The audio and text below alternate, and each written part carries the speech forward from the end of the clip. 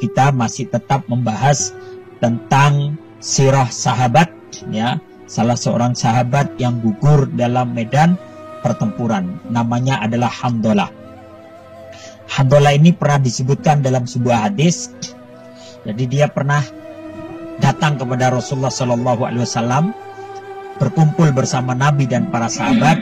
Dia mengatakan, "Ya Rasulullah, kalau saya berada di antara Rasulullah dan para sahabat, maka saya itu selalu bersemangat, ya, selalu bersemangat untuk beribadah dan untuk meraih akhirat. Tapi kalau saya sudah pulang ke rumah, berkumpul dengan anak dan istri, maka saya bercanda dengan mereka, berhibur dengan mereka, sehingga saya kadang lupa apa yang ada di masjid ini." Maka Rasulullah SAW menyatakan, "Sa'atan, sa'atan, ya Handolah." Sesaat, wahai Handolah. Jadi Handolah ini dia menyatakan sa'atan. Kata Nabi, sesaat berhiburlah wahai Handolah. Sesaat berhiburlah. Artinya apa? Kita boleh mencari hiburan, cuman jangan sampai salah mencari hiburan. Jadi tema kita adalah Handolah ghasilul malaika, laki-laki yang dimandikan oleh malaikat. Handolah bin Amir, ya, wafat tahun 625 Masehi atau tahun ketiga Hijrah. Dia adalah seorang sahabat Nabi dari suku Aus. Jadi di Madinah itu ada dua suku yang terkenal, Aus dan Khazraj, ya. Nah, Handolah ini termasuk dari Bani Aus. Beliau adalah kaum Ansor yang gugur dalam pertempuran Uhud pada tahun 625 Masehi. Dan mempunyai putra yang bernama Abdullah bin Handolah yang dilahirkan setelah kematian ayahnya. Diriwayatkan bahwa sahabat Handolah, ya, menjelang perang Uhud terjadi, malam harinya dia menikah. Jadi Handolah ini malam harinya menikah. Nah, karena dia menikah, sehingga dia izin kepada Rasulullah SAW untuk tidak ikut serta dalam perang Uhud. Dan dia izin supaya diizinkan bermalam dengan istrinya. Maka Rasulullah SAW mengizinkannya. Tapi pada pagi harinya, ketika panggilan berperang itu terdengar oleh Handolah, maka Handolah segera bergegas, ya, bangun dan segera memakai baju perangnya, dan dia lupa mandi. Dia langsung pagi itu dia langsung lupa mandi, dia langsung berangkat, ya. Nah, kemudian Handolah langsung menuju medan perang, ya. Dia telah menjadikan hawa nafsunya seperti tanah yang terinjak oleh kakinya. Artinya dia mengenyampingkan tentang hawa nafsunya. Cinta yang besar kepada Allah dan Rasulnya mengalahkan semuanya. Handolah menang melawan dirinya. Handolah menang atas Handolah. Dia berangkat berperang, ya, dan larut dalam dahsyatnya pertempuran Uhud. Jadi dia bersemangat sekali. Bahkan dia menerobos pasukan kafir, ya, menghampiri dan menjatuhkan Abu Sufyan, pimpinan Quraisy, dari kudanya. Jadi Abu Sufyan ini presidennya Quraisy. Dia itu sebenarnya dikawal, tapi Handolah ini bisa menerobos pengawalan para pengawal Abu Sufyan. Dan dia bisa menebas kaki kudanya Abu Sufyan, sehingga Abu Sufyan itu terjatuh dari kudanya. Ya.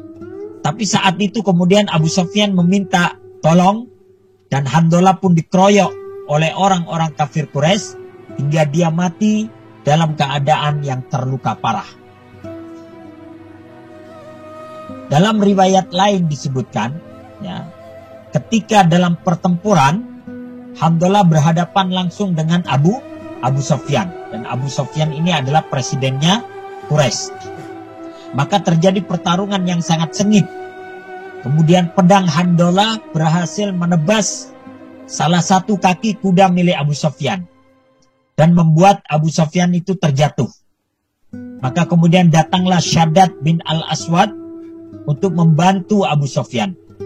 Maka salah satu dari kedua kaum Quraisy tersebut berhasil membunuh Handolah dengan lemparan tombak. Ya, sehingga akhirnya Handolah itu bisa terbunuh. Ya. Nah, setelah itu Abu Sufyan berteriak dengan suara yang sangat lantang, mengabarkan bahwa Handolah telah tewas dan ia berhasil membalaskan dendam anaknya yang terbunuh pada saat perang Badar. Jadi memang orang-orang kafir Quraisy menjadikan Uhud itu adalah ajang balas dendam ketika mereka dikalahkan dalam perang Badar. Sehingga pada awal pertempuran sebenarnya kaum muslimin menang. Tapi karena kemudian orang-orang yang di Bukit Pemanah itu tidak patuh kepada Rasulullah SAW, maka kemudian keadaan berbalik, ya, sehingga kemudian orang-orang kafir Quraisy itu mereka membalaskan dendam kekalahan mereka ketika di perang Badar. Ketika perang telah selesai, ketika para mujahidin berjejer menyaksikan saudara-saudara mereka yang telah membeli surga dengan jiwa-jiwa mereka, mereka mencari sahabat-sahabat mereka yang telah gugur. Dan di antara yang ditemukan adalah Handolah. Tangan mereka meraba-raba jasad Handolah yang berlumuran darah. Mereka heran dengan tetesan air yang menempel di dahi Handolah, menetes dari ujung rambutnya, mengingatkan pada air mata Jamilah yang bersedih. Nah, Jamilah ini adalah istri dari Handolah. Tetesan air yang masih menjadi misteri tak terpecahkan oleh para sahabat. Jadi mereka heran, kok Handolah ini seperti ada yang memandikan, ya? Kok ada air yang basah membasahi tubuhnya gitu dan membasahi rambutnya. Nah, mereka heran, ini air apaan? Ya, seandainya mereka tidak mendengar sabda Nabi Shallallahu Alaihi Wasallam, Rasulullah menyatakan, aku melihat para malaikat memandikan Handolah bin Abu Amir di antara langit dan bumi dengan embun di dalam bejana-bejana perak. Jadi karena Handolah itu habis berkumpul dengan istrinya dan dia langsung menuju medan tempur, ya, ada riwayat yang menyebutkan bahwa dia berangkat itu setelah sholat subuh. Ya, jadi setelah sholat subuh dia sholat subuh, kemudian dia kumpul lagi dengan istrinya. Nah, setelah kumpul itu dia langsung jalan, tidak sempat mandi wajib lagi.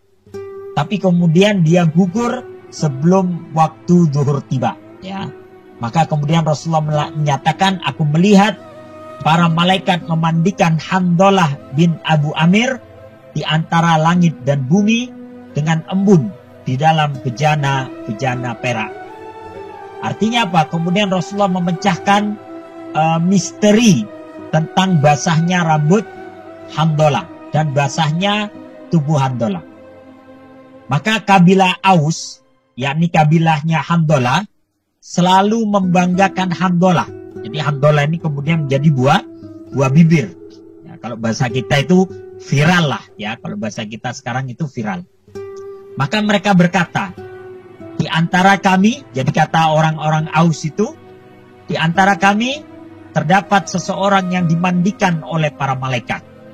Dialah Handolah bin Abu Amir. Kemudian orang Aus juga berkata, di antara kami terdapat seseorang yang jasadnya dilindungi oleh lebah. Jadi jasadnya dilindungi oleh lebah. Dialah Asim bin Sabit. Ya, dialah Asim bin Sabit. Di antara kami terdapat orang yang kesaksiannya disamakan dengan kesaksian dua orang. Dialah Khuzaimah bin Sabit.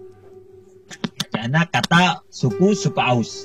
Dan di antara kami terdapat orang di mana arash Allah yang Maha Rahman bergoncang karena kematiannya, yakni Sa'ad bin Mu'ad. Ya, Sa'ad bin Mu'adz ini dari suku Aus.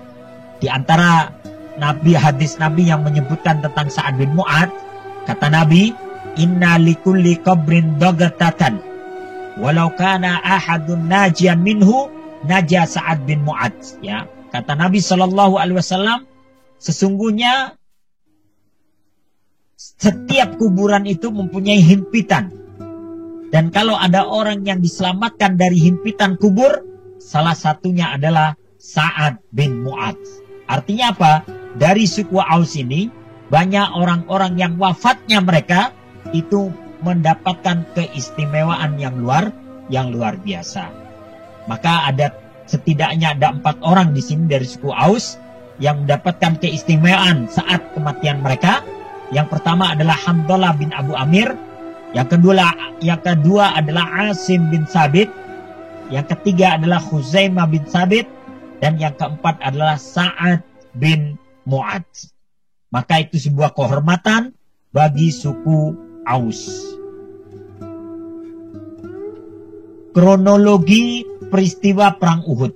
Ya, jadi dalam Perang Uhud ini pada awalnya kaum muslimin itu sudah mendapatkan kemenangan yang luar biasa. Karena strategi yang diterapkan oleh Rasulullah Sallallahu Alaihi Wasallam, Rasulullah menempatkan 50 orang pemanah. Ya, Rasulullah menempatkan 50 orang pemanah. Di mana 50 orang pemanah itu dipimpin oleh seorang sahabat, ya, yang luar biasa. Tapi kemudian karena merasa sudah menang, dari 50 pemanah ini dalam riwayat disebutkan 41 orangnya itu turun. Yang tersisa hanya kira-kira 9 orang saja. Ya, hanya kira-kira 9 orang saja. Maka inilah kronologi peristiwa Perang Uhud. Yang dimana dalam Perang Uhud itu ada 70 sahabat yang terbunuh. Di antaranya adalah Hamzah bin Abdul Muttalib, kemudian Mus'ab bin Umair, kemudian Handalah bin Abu Amir, kemudian ada sahabat lain yang bernama Julaibibah dan sahabat-sahabat yang lainnya.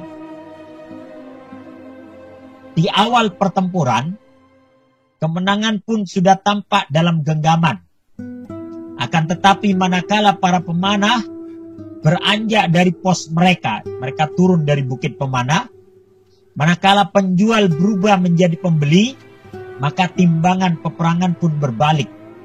Orang-orang musyrik Quraisy itu kemudian merangsek maju dengan barisan mereka yang lebih kuat. Karena memang dalam pertempuran Uhud ini kekuatan tidak berimbang. Ya, kekuatan kaum muslimin hanya 700 orang. Sementara orang kafir Quraisy, mereka jumlahnya sekitar 3.000 orang. Jadi 700 melawan 3.000. Ya, berarti itu hampir 4 kali lipatnya. Satu orang muslim harus berhadapan dengan 4 orang kafir. Sungguh kekuatan yang tidak berimbang. Tapi itulah kaum muslimin, mereka tetap melaju. Ya. Situasi menjadi berbalik ketika kaum muslimin yang berada di bukit melihat kemenangan seperti sudah di ujung mata. Ashab bin Jabir berkata dari puncak bukit. Jadi ada seorang sahabat namanya Ashab bin Jabir berkata dari puncak bukit, "Mari kita ambil harta rampasan perangnya." Maka Abdullah bin Jubair, pemimpin pasukan pemanah mengingatkan, "Apa kalian lupa pesan Rasulullah Shallallahu Alaihi Wasallam?" Jadi apakah kalian lupa pesan Nabi? Tanpa memperdulikan peringatan tersebut, mereka pun turun dari bukit pemanah. Dan itulah kesempatan digunakan kemudian oleh Khalid bin Walid yang ketika itu masih kafir dan dia menjadi panglima pasukan berkuda. Dia berputar dan memukul mundur kaum muslimin dari arah belakang. Ya.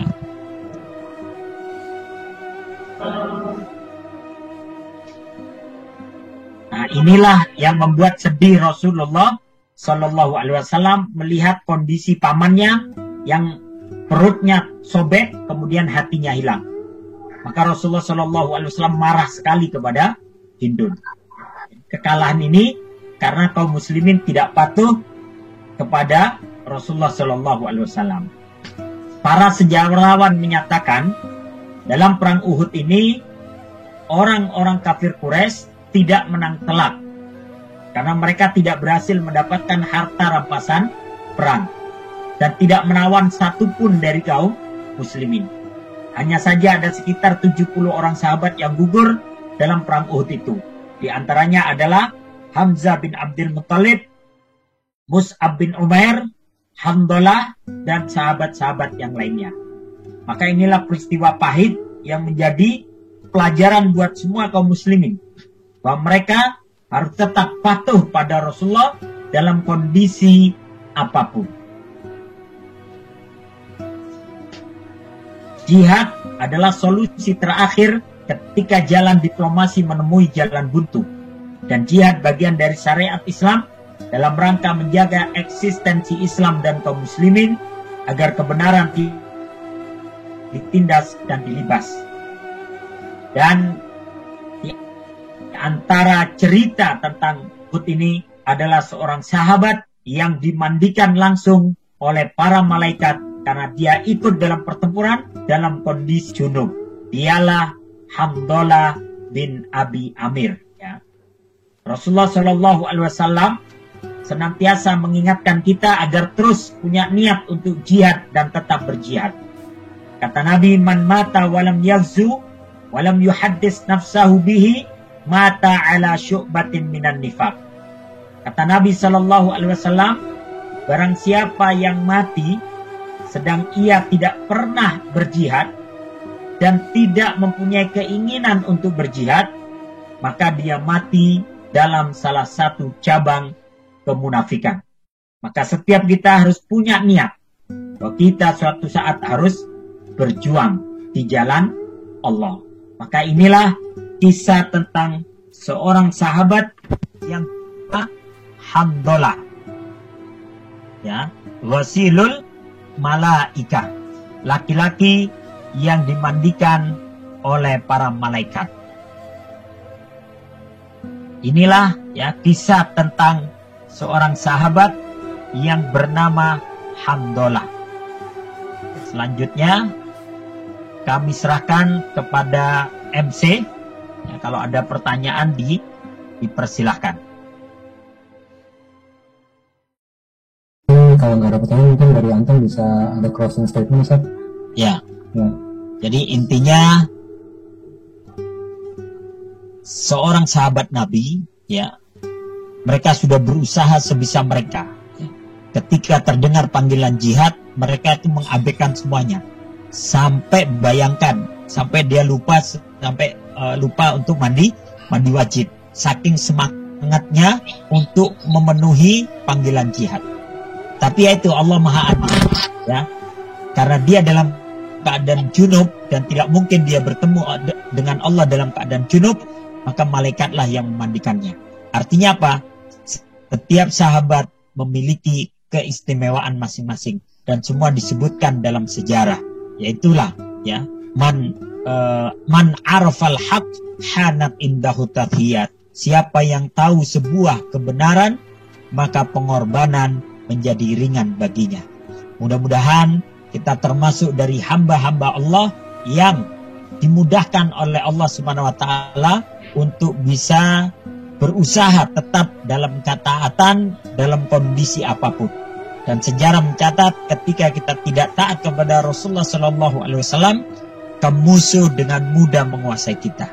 Itu aja, mudah-mudahan dimanfaat. Mari kita tutup dengan hamdalah dan doa kafaratul majlis. Alhamdulillahirabbil alamin. Subhanakallahumma wa bihamdika asyhadu an la ilaha illa anta astaghfiruka wa atubu ilaik. Assalamualaikum warahmatullahi wabarakatuh. Waalaikumsalam warahmatullahi wabarakatuh. Jazakumullah khair kepada Ustaz yang telah menyampaikan materi pada hari ini. Semoga bermanfaat untuk kita semua dan juga termasuk untuk Ustaz dan keluarga insyaallah. Amin amin. Ya. Demikian sesi kajian pada malam hari ini. Teman-teman sekalian, kami dari panitia juga mohon undur diri. Terima kasih Ustaz. Sama-sama. Wassalamualaikum warahmatullahi wabarakatuh.